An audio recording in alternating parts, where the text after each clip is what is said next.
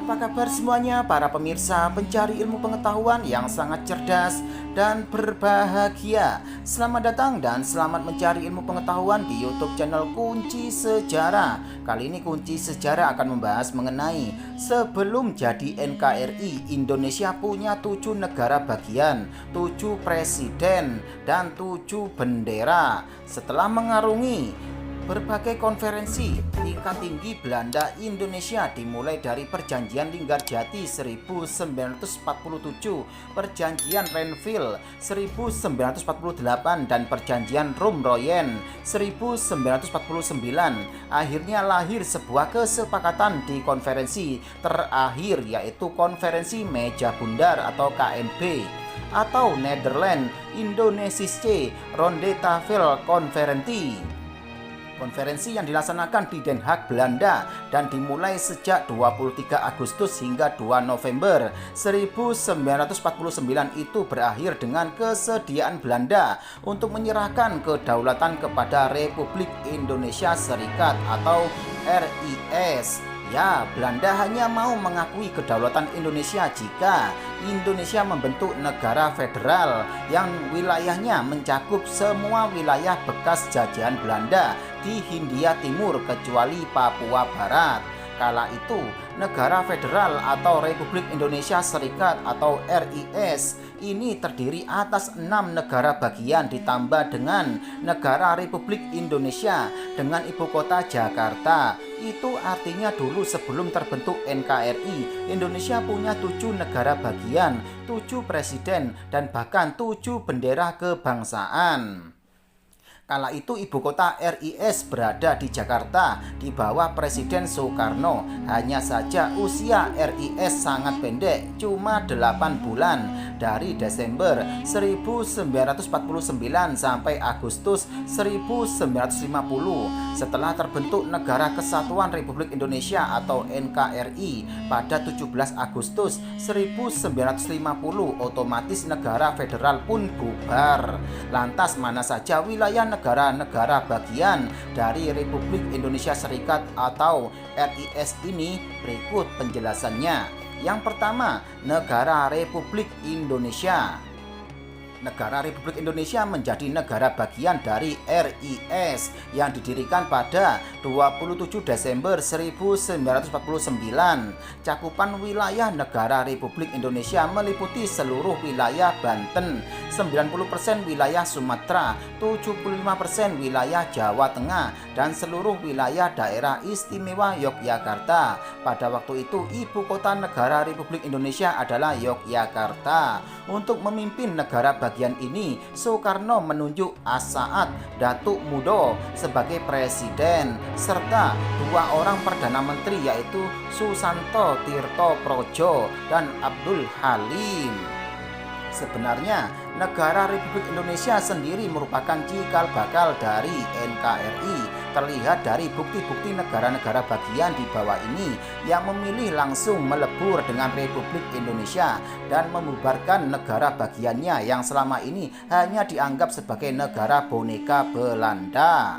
Yang kedua, negara Indonesia Timur. Negara bagian dari RIS berikutnya adalah negara Indonesia Timur. Negara Indonesia Timur didirikan lebih cepat dibandingkan negara Republik Indonesia, yaitu pada 24 Desember 1946. Negara ini dibentuk setelah dilaksanakan Konferensi Malino pada 16 sampai 22 Juli 1946 dan Konferensi Denpasar pada 7 sampai 24 Desember 1946. Pendirian negara Indonesia Timur adalah cikal bakal gagasan untuk berdirinya negara bagian tersendiri di wilayah Indonesia bagian timur oleh Belanda. Di awal pendiriannya, negara ini dinamakan Negara Timur Raya, namun berubah menjadi Negara Indonesia Timur pada 27 Desember 1946. Ibu kota negara Indonesia Timur adalah Makassar di bawah kepemimpinan Presiden Cokorda Geraka Sukawati. Negara bagian ini juga termasuk negara bagian yang memiliki Perdana Menteri yang paling banyak, yaitu Najamuddin Daeng Malewa, Samuel Yusuf Waro, Ida anak Agung Gede Agung, CE Tatengkeng, DP Diapari, dan Martirus Putu Hena.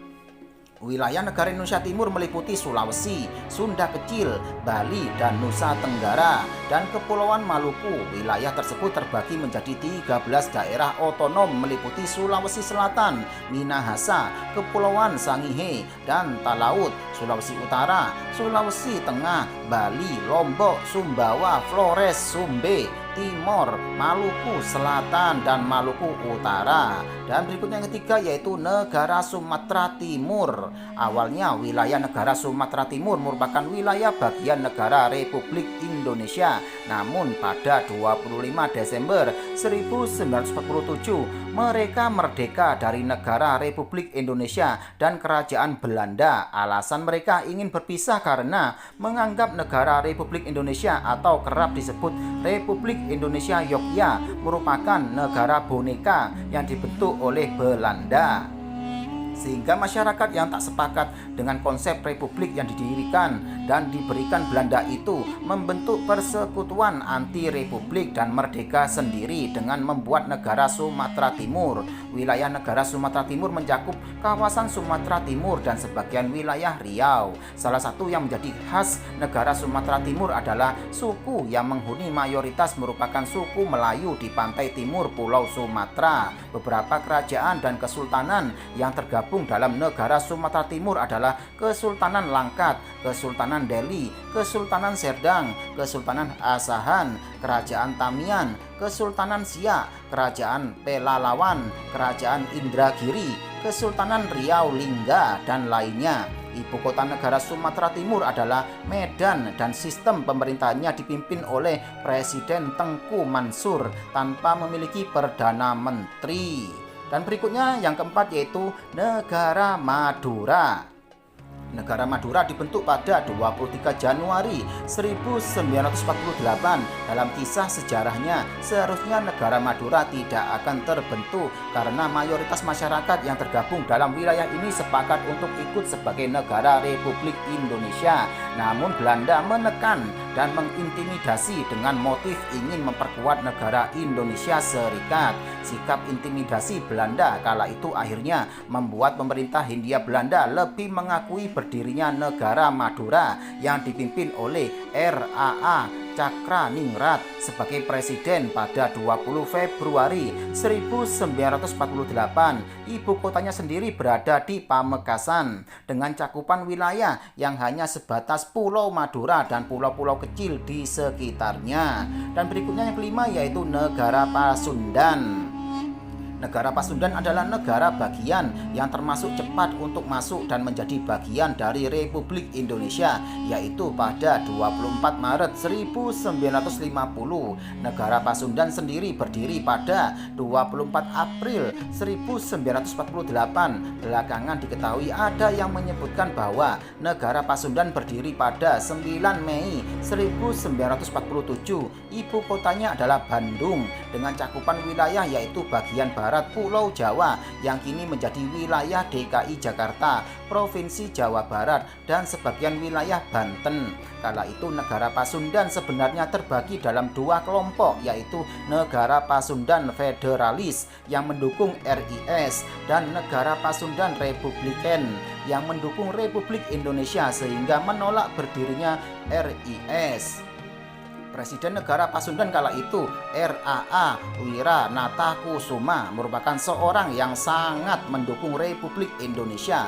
Pemikirannya yang nasionalis inilah yang pada akhirnya membawa Wiranatakusuma diangkat Soekarno untuk menjabat sebagai Menteri Dalam Negeri pertama Indonesia. Saat masih menjabat sebagai Presiden negara Pasundan, Wiranatakusuma memiliki beberapa Perdana Menteri yaitu Adil Purade Reja, Jumhana Wiriatmaja, dan Anwar Cokro Aminoto. Dan berikutnya yang keenam yaitu negara Sumatera Selatan. Negara Sumatera Selatan didirikan pada 30 Agustus 1948 dengan ibu kota Palembang dan cakupan wilayahnya meliputi seluruh Sumatera Selatan, Bengkulu, Lampung, dan Kepulauan Bangka Belitung. Awalnya dari kalangan federalis, Belanda menyambut baik pendirian negara Sumatera Selatan. Namun, seiring berjalannya waktu, negara yang dipimpin oleh Abdul Malik ini melihat perkembangan negara Sumatera Selatan serta negara federal atau negara bagian lainnya terlihat sangat lemah. Apalagi kala itu Palembang juga dirundung suasana tidak aman seperti proses politik yang dijalankan secara paksa, lalu perekonomian yang tidak stabil yang ditandai tingginya harga-harga. Oleh karena kondisi tersebut, negara Sumatera Selatan juga termasuk negara yang lebih dulu membaur dengan Republik Indonesia. Tercatat mereka bergabung pada 24 Maret 1950. Dan berikutnya yang ketujuh yaitu negara Jawa Timur. Negara Jawa Timur lahir berdasarkan resolusi Konferensi Jawa Timur yang dilaksanakan di Bondowoso 23 November 1948. Secara resmi negara Jawa Timur didirikan pada 26 November 1948. Kala itu mereka yang tergabung dalam wilayah negara Jawa Timur menganggap bahwa pembentukan negara federal dianggap tidak bertentangan dengan sifat kebangsaan. Pembentukan negara Jawa Timur sendiri merupakan salah satu usaha yang sinergis dengan pembentukan RIS. Alasannya karena negara bagian itu tetap akan membantu kemajuan dan kemakmuran daerah masing-masing. Meski begitu, masyarakat Jawa Timur juga enggan bahwa amanat memajukan kemakmuran bersama berasal dari masyarakat Jawa Timur sendiri, bukan merupakan pemberian pemerintah kolonial. Seiring berjalannya waktu, negara Jawa Timur yang di bawah kepemimpinan RTP Ahmad Kusumonegoro di ibu kota Surabaya tersadar bahwa titel negara federal atau negara bagian hanya untuk memenuhi keinginan Belanda, sehingga negara Jawa Timur juga termasuk negara bagian yang cepat bergabung dengan Republik Indonesia, yaitu pada 9 Maret 1950. Nah, demikianlah penjelasan dari YouTube channel Kunci Sejarah ini. Semoga bisa menambah ilmu pengetahuan buat kalian semuanya ya. Dan jangan lupa selalu simak YouTube channel Kunci Sejarah ini setiap harinya agar kalian tidak tertinggal informasi mengenai ilmu pengetahuan berikutnya. Sekian, terima kasih, semoga